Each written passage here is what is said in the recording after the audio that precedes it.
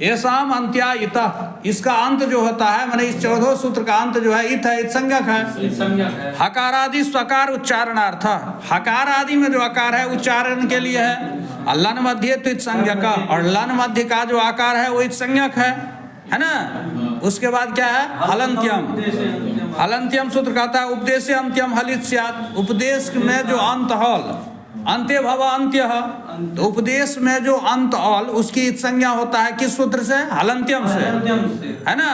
तो उपदेश में जो अंत हल, हल माने क्या व्यंजन, तो व्यंजन का इस संज्ञा हो तो कौन सा उपदेश किसको कहते हैं, तो उपदेश आद्योच्चारणम, उपदेश जो है आदि उच्चारण है, आदि आदो एवं आद्यम, तो आदि उच्चारण है किसका आदि उच्चारण, पाणिनि कात्यायन पतंजलि नाम मुनि नाम आद्यम उच्चारणम, पाणिनि कात्यायन और पतंजलि मुनि का जो आदि उच्चारण है, प्रथम उच्चारण है, उसको हम उपदेश कहते हैं। और उस अवस्था में जो हलंत मन अंतिम हल रहेगा, व्यंजन रहेगा, उसकी संज्ञा किस सूत्र से होगा, हलंत्यम से, तो उपदेश और उपदेश आद्योच्चारणम। अब कहता है सूत्रे स्वादिष्टम पदम सूत्रांतराद अनुवर्तनीयम सर्वत्र, कहता है यहाँ जो सूत्र सब है उस सूत्र में बहुत सारा पद ऐसा है जो दिखाई नहीं देता है, लेकिन वृत्ति में जब हम अर्थ लेते हैं तो उसका अर्थ ले लेते हैं। तो क्यों लेते हैं, तो कहा कि उसको सूत्रांतराद अनुवर्तनीयम, दूसरे सूत्र से अनुवर्तन आता है, अनुवर्तन होता है, इसलिए उसका अर्थ लिया जाता है। ये सब जगह का नियम है व्याकरण शास्त्र में। हाँ, उसके बाद क्या है अदर्शनम लोप, लोप संज्ञा विधायकम सूत्रम वर्तते, लोप संज्ञा विधायक सूत्र है अदर्शनम लोप, प्रसक्तस्य आदर्शनम लोप संज्ञा स्यात्, प्रसक्त मन होता है विद्यमान, जो वस्तु है लेकिन दिखाई नहीं दे तो उसकी लोप संज्ञा हो जाती है ना। और तस्य लोप, तस्य तो लोप स्यात्, और इत संज्ञक जो होता तस्य इतः लोप, माने तस्य माने इत संज्ञकस्य, उस इत संज्ञक जितने भी होता है उस सबका लोप हो जाता है ना। उसके बाद क्या है नादियो अनाद्यर्थ, लेकिन कहा कि जो तो 14 सूत्र जो है, 14 सूत्र का अंत जो है वो भी तो इत संज्ञक है ना। इति मायासान सूत्र संज्ञा ऐसा मंत्यायिता, तो उसका भी लोप हो जाना चाहिए। तो कहता है नहीं, नादयो अनाद्यर्थ, अनादि में जो नौ आदि है, ढील नौ आदि मन उनका नौ ढील का क आदि 14 सूत्र का अंत जो हित है वे उसका लोप नहीं होगा। क्यों नहीं होगा, तो वे अनादि के लिए है, अनादि माने प्रत्याहार बनाने के लिए, इसलिए उसको लोप नहीं होगा। और क्या है आदिरंत्यन संहिता, ये जो है प्रत्याहार बनाने वाला सूत्र है। ये कहता अंत्यन इता सहित आदि गानाम स्वस्य च संज्ञा स्यात्, यानी जैसे हम अक प्रत्याहार बनाएंगे तो यहाँ अंत इत क्या है, अक में क है ना। तो हम सूत्र में खोजेंगे जो अंत इत क कहाँ है, तो अयुन रीलिक में क है, तत्सहित आदि क्या है अक का ओ, तो सूत्र में खोजेंगे अ कहाँ है, अयुन का ओ, तन मध्यगामी वर्ण क्या हुआ ई उ री, और नौ को तो लेंगे नहीं, संज्ञक है। और स्व कहने से आदि का भी ग्रहण होता है, माने अ का भी ग्रहण होगा, अंत वाला क का ग्रहण नहीं होगा, अ का ग्रहण हो जाएगा। तब अक में कितने वर्ण आ जाएंगे, अ ई उ री लड़ी, 5 वर्ण आएगा, बस हो गया। तो यही हो गया आदिरंत्यन संहिता। इसके बाद क्या है आदिरंत्यन यथा अन अच हल अल इत्यादि, ये तो हो गया। अब आगे कौन सूत्र है, यथा अनिति संज्ञा एवं हच अनल इत्यादि, ये तो हो गया। अब है उकालो ह्रस्व दीर्घ प्लुतः। अब कहता है जो स्वर जो है 3 प्रकार का होता है, एक मात्रो भवेद हर्षवा, द्वि मात्रो दीर्घ उच्यते, त्रिमात्रो प्लुतो गेयो व्यंजनम चार्ध मात्रकम, यानी एक मात्रा जिस स्वर में हो उसे हम हर्ष कहते हैं, जैसे हर्षकार हर्षिकार हर्षुकार। और द्वि मात्रो भवेद दीर्घ, द्वि मात्रा जिसमें स्वर में होता है उसको हम दीर्घ कहते हैं, जैसे आकार दीर्घुकार दीर्घिकार होता है ना। त्रिमात्रो प्लुतो गेयो, और प्लुत संज्ञक जो होता है उसमें 3 मात्रा होती है, व्यंजनम चार्ध मात्रकम, और व्यंजन में अर्धा मात्रा होता है। तो यही तीनों स्वर को यहाँ दिखाया है। उकालो ह्रस्व दीर्घ प्लुता में हर्ष दीर्घ और प्लुत दिखाया है। तो कहता है ऊश्च ये हर्ष हुआ, ऊश्च ये दीर्घ हुआ, ऊश्च ये प्लुत हुआ। तो वह माने ये हर्ष दीर्घ प्लुत तीनों हो गया। वांग कालो इव, माने इस हर्ष दीर्घ और प्लुत के समान यदि अन्य स्वर का उच्चारण काल हो तो उसको क्रम से हम हर्ष दीर्घ और प्लुत संज्ञा होता है। समझ गया, तो संज्ञा से तो ये हो गया। उसके बाद क्या है? तो तदित्थम माने वह जो है 3 प्रकार का हो गया, हर्ष उदात, हर्ष अनुदात, हर्षस्वरी दीर्घ। नहीं, उसके बाद दूसरा होगा रे सप्रत्येकम उदात्तादि भेदंत्र था। अब ये तीनों स्वर जो है उदात्तादि के भेद से 3-3 प्रकार का हो जाएगा। तो 3 या 9 हो जाएगा। कैसे? जैसे हर्ष उदात होगा, हर्ष अनुदात, हर्षस्वरित, दीर्घ उदात, दीर्घ अनुदात, दीर्घस्वरित, प्लुत उदात, प्लुत अनुदात, प्लुत स्वरित हो जाएगा ना। तो दोनों 3 फिर 3 गुणे 3 बराबर 9 हो जाएगा। तो कहा उदात हम किसे कहते हैं? उच्चेर उदात, तालवादी सभागे स्वस्थाने ऊर्ध्वभागे निष्पन्न हुआ जो उदात, तालवादी उच्चारण स्थान के ऊर्ध्व भाग से जो उत्पन्न हो उसको उदात कहते हैं। नीचे उदात कहता है तालवादी नीचे वाले भाग से जो उच्चारित हो उसको हम अनुदात संज्ञा कहते हैं। और उदात्तानुदातत्व वर्ण धर्मो समाहरियते जस्मिन स्वरित संज्ञा से। और जिसमें उदात्तत्व और अनुदातत्व दोनों धर्म हो तो उसको हम स्वरित संज्ञा होती है ना। तो अब तीनों समझ गए, हर्ष दीर्घ प्लुत भी समझ गया। एक मात्र होवे हर्ष, द्विमात्र दीर्घ उच्यते, त्रिमात्र प्लुतो के व्यंजनम चार्धमात्रकम। एक मात्रा वाला हर्ष, द्विमात्रा वाला दीर्घ, त्रिमात्रा वाला प्लुत। इधर हम ये उदात अनुदात स्वरित भी समझ गए। और तालवादी उच्चारण स्थान जो है उसके ऊर्ध्व भाग से जो निष्पन्न जो उदात होगा, तालवादी जो उच्चारण स्थान है उसके नीचे भाग से जो निष्पन्न होगा अनुदात होगा। और जो नीचे ऊपर दोनों के मध्य से हो यानी दोनों धर्म जिसमें हो स्वरित संज्ञा हो जाएगा। तो इस प्रकार हर्ष दीर्घ प्लुत और उदात अनुदात स्वरित प्रत्येक हो जाएगा। तो 9 हो गया। सनर्विधोपि प्रत्येकम अनुनासिकत्वान अनुनासिकत्वाभ्याम भेदा। अब ये कहता है ये प्रत्येक 9 जो है अनुनासिक भेद में भी 9 होगा, अनुनासिक में भी 9 होगा। तो 9 दूना 18 हो जाएगा। तो अब आगे क्या है? मुख सहित नासिकोच्चार्यमानो। तो अनुनासिक कहते हैं किसको? मुख सहित नासिकोच्चार्यमानो वर्ण अनुनासिक संज्ञा से।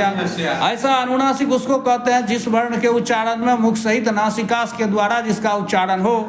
जैसे म, य, म, न, है ना। जैसे माने प्रेत सब बोलता है मुंह सहित नासिका से, है ना, न क्या बोलता है, तो उसको हम अनुनासिक कहते हैं। ठीक है। उसके बाद क्या है? तदितम आयुर्य संवर्धन प्रत्येकम अष्टादश भेद। ये सब का 18 भेद हो जाएगा। एचामपि द्वादश हाँ ली वर्ण से द्वादश तेषाम दीर्घा बाबा एचामपि द्वादश तेषाम अर्था बाबा। लिड़ी का 12 भेद होता है, चूंकि लिड़ी का दीर्घ नहीं होता तो 6 भेद घट जाएगा। एचाम अपि द्वादश एच एओ है जो उसको भी 12 होगा क्योंकि उसका हर्ष नहीं होता है। तो और क्या है? तुल्यास्य प्रयत्नम सवर्णम तालवादी स्थानम और आभ्यंतर प्रयत्नश्च माने तालवादी उच्चारण स्थान और आभ्यंतर प्रयत्न जो होता है ना। जस्य जेन तुल्यम जिस वर्ण को जिस वर्ण के साथ बराबर हो उसकी सवर्ण संज्ञा होती है। ठीक है। जैसे री वर्णयो मिथा सावर्ण्य री और लड़ी का परस्पर जो है सवर्ण संज्ञा होती है। अब है सबका उच्चारण स्थान। किस वर्ण का उच्चारण स्थान कहाँ है ये बहुत आवश्यक है। इसको एकदम याद कर लेना है, कंठ पर रखना है। जैसे अकु विसर्जनीयानाम कंठ, इसमें क्या हो गया? ओ से लंग से लंग कवर ओ से उ से कवर ह से हकार विसर्ग। इसका उच्चारण स्थान क्या है? कंठ है। इचु ईशानम तालु ई चु चवर्ग यो तालब सा इसका उच्चारण स्थान तालु हुआ। तालु हो गया। तालु माने जीव। तालु तालु। अच्छा हाँ और जी और क्या है? लेतुलसाना ऋटुड़साना मूर्धा। मूर्धा ऊपर वाला भाग होगा, तालु नीचे वाला भाग होगा। ठीक है। तो री टू टवर्ग और मूर्धा निशा इसका उच्चारण स्थान क्या होगा? मूर्धा। लेतुलसाना दंता लिरी तू तवर्ग लो और दंत स इसका उच्चारण स्थान दंत होगा। हाँ इसका दंत होगा। उपपदमानी नाम ओष्ठ पू पवर्ग और उपदमानी इसका उच्चारण स्थान क्या होगा? ओष्ठ होगा। और यमगणना नाम नासिका च यानी प्रत्येक वर्ग का पंचम वर्ण यमगणना इसका उच्चारण स्थान नासिका है। और ये दैतो कंठ तालु, ए और ऐ का उच्चारण स्थान कंठ तालु है, ओ तो कंठोष्टम, ओ और औ का उच्चारण स्थान कंठोष्ठ है, वकारस्य दंतोष्ठम, वकारस्य दंतोष्टम, वकार का दांत और ओष्ठ है, जीवामूल्यस्य जीवामूलम, जीवामूल्यस्य जिह्वामूलम, जीवामूल्य का उच्चारण स्थान जिह्वामूल है, नासिका अनुस्वारस्य, अनुस्वार का उच्चारण स्थान नासिका है, नासिका अनुस्वारस्य यत्न, अब है यत्न दो प्रकार का उच्चारण स्थान हो गया ना। नासिका अब अनुस्वारस्य, वो का ना तुल्यास्य प्रयत्न मन उच्चारण स्थान और प्रयत्न जिसका एक होता है वही वर्ण की सवर्ण संज्ञा होती है, तो उच्चारण स्थान सब वर्ण का बता दिया। अब जो है यत्नो द्विधा, यत्नो द्विधा, आभ्यंतर बाह्यस्य, यत्न दो प्रकार का होता है, अभ्यंतर और बाह्य। आद्या पंचधा, आद्या माने आभ्यंतर बाह्यस्य पंचधा, आद्या माने अभ्यंतर, आभ्यंतर, हाँ तो आद्या पंचधा पांच प्रकार का पांच प्रकार होगा, का। अस्पृष्ट, इखद अस्पृष्ट, इखद विपरीत, विपरीत, है ना। तो इसमें अस्पृष्टम प्रयत्नम स्पर्शानम, अस्पृष्ट किसको कहते हैं तो स्पर्श वर्ण को। स्पर्श वर्ण कौन आता है, कादियो मावसाना, क से लेकर म तक जो है स्पष्ट वर्ण है, कवर से लेकर म तक, हाँ कादियो मावसाना स्पर्श, ये स्पर्श हो गया है ना। तो क से म क्या होगा, हमने क ख ग घ से लेकर क्या प फ व म तक 25 आएगा ना। तो ये हो गया तुमको कादियो मावसाना स्पर्श संज्ञक हो गया वर्ण। और क्या है, इखद अस्पृष्ट मंतस्थान, अंतस्थ वर्ण जो है उसको इखद अस्पृष्ट होगा। अंतस्थ क्या होगा, यनु अंतस्थ, यनु अंतस्था। तो यन क्या है, यन प्रत्याहार है, य व र ल, हयवरट के यकार है, लन के नकारे आएगा, तो यन में य व र ल आ जाएगा, इखद इखद अस्पृष्ट इसका हो जाएगा। और विपरीतम मुस्मनाम, विपरीतम मुस्मनाम, मुस्मनाम, तो उस्म संज्ञक कौन वर्ण है, तो अरे सल उस्माना, सल उस्माना, सल प्रत्याहार में जो वर्ण, तो सल प्रत्याहार में सर के सकारे और हल के लकारे, तो तीनों सकार हकार आ जाएगा, तीनों सकार आ जाएगा और हकार आ जाएगा, तो सल उस्माना उस्म संज्ञक हो जाएगा। और क्या है, अच्छा स्वरा, अच्छा स्वरा। और अच किसे कहते हैं, तो स्वर वर्ण को कहते हैं, ये तो जानते ही हो। और उसके बाद अ क इति ककारवाभ्याम, अह क अख इति कखाभ्याम प्राग विसर्ग सदृशो जिह्वामूल्य। क और ख से पहले जो अर्ध विसर्ग सदृश रहता है उसको जिह्वामूल्य कहते हैं। और अप अफ इति पफाभ्याम प्राग अर्ध विसर्ग सदृशो उपदमानीय। और प और फ से पहले जो अर्ध विसर्ग सदृश होता है उपदमानीय होता है। और उसके बाद क्या है,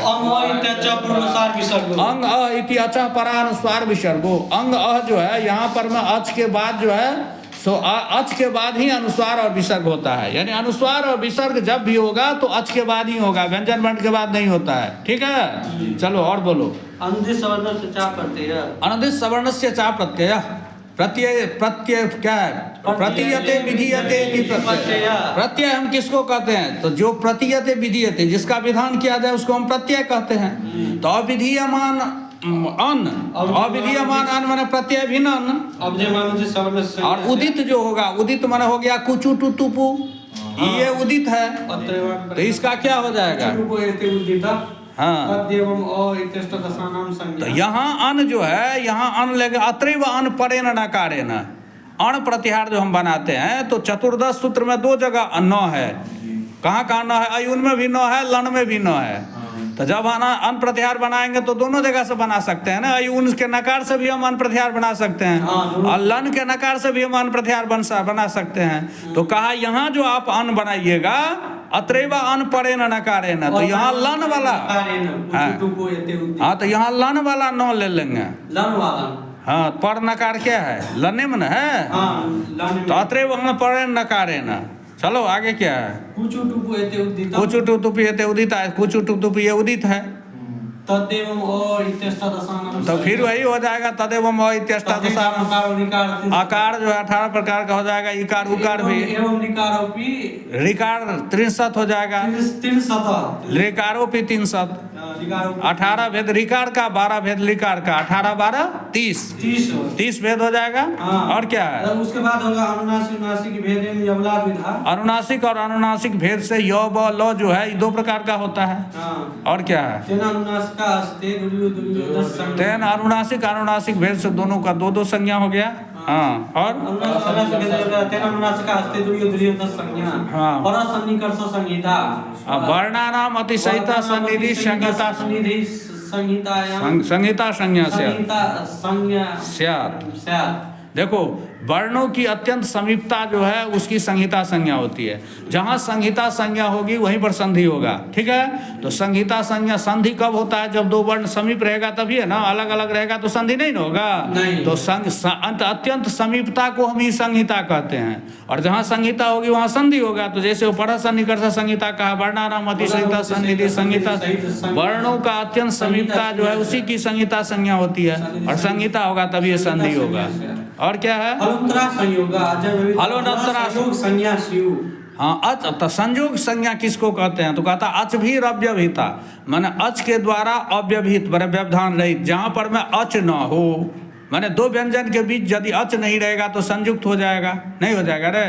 तो यही संयोग संज्ञा उसी को कहते हैं। संयोग किसे कहते हैं? अच भी अव्यवहित, माने अचों के द्वारा अव्यवहित माने व्यवधान रहित। व्यवधान रहित। तो अच के व्यवधान रहित हो जाएगा। तो जैसे क है, क हलंत है, मूर्धन्य स है तो अक्षा बन जाता है ना रे। हाँ। तो हलंत है, रो करेंगे तो त्र हो जाएगा, तो त्र हो जाएगा, हो जाएगा ना। हाँ। तालब स हलंत कर दो, रो कर दो, स्त्र हो जाएगा। तो यही संयोग संज्ञा इसी को कहते हैं, माने अच के व्यवधान से रहित जो होगा व्यंजन उसकी संयोग संज्ञा हो जाएगी, ठीक है रे। संयोग संज्ञा स्यु। चलो और क्या है? उसके बाद में सुमतिगंतम पदम सुबंतम तिगंतम च पद संज्ञम स्यात्। अब पद संज्ञा किससे होती है? तो सुबंतम तिगंतम च सुप्तिंग क्या है? सुप्तिगंतम सुप्तिगंतम पदम सुबंतम तिगंतम च पद संज्ञम स्यात्। सुबंत और तिगंत की क्या होती है? पद संज्ञा होती है। सुबंत हम किसे कहते हैं जानते हो रे? सुनो पहले, सुबंत किसको कहते हैं? सुप माने शुभ अंत, सुप अंत सुबंत, शुभ जिसके अंत में हो। हाँ, सुप जोड़ अंतः सुबंतः। तो यहाँ झलम जसवंत से जस्त हो जाएगा, हाँ, तो सुबंत हो जाएगा। तिप तिंगंत हो जाएगा, वो तिंग है, तिंग है। हाँ। तो वहाँ पर मैं सुप की सुप माने क्या? तो सुप में हम सुओजस का सु लेंगे और सुप का प लेंगे, वहाँ भी प्रत्याहार बना देंगे। अच्छा। सुओजस अमोजस षष्ठ अभ्याम्यास सोसाम ये सुप होता है ना रे। हाँ। तो वहाँ सुओजस का हम सु ले लेंगे, और सुप जो है 21वां प उसका प ले लेंगे, तो सुप में पूरा आ जाएगा। तो सुबंत मीन्स हो गया पूरा शब्द रूप में जितना प्रत्यय होता है ना। और तिगंत में आ जाएगा तिप तस्जी का ती ले लेंगे, तिप धसी सिप थस्ता मिप बस बस था थंगजस था संधोम इट महिंग महिंग का ग ले लेंगे, तो तिंग 18 वो हो जाएगा। वो जिसका अंत में हो, यानी धातु हुआ पठती पढ़ता या जो है एदते एदते जो भी हो, तो माने धातु जो जिसमें लग गया है तिगंत प्रत्यय और जिसमें सुबंत प्रत्यय उसकी पद संज्ञा हो जाती है इसके अनुसार, ठीक है। समझ गया ना?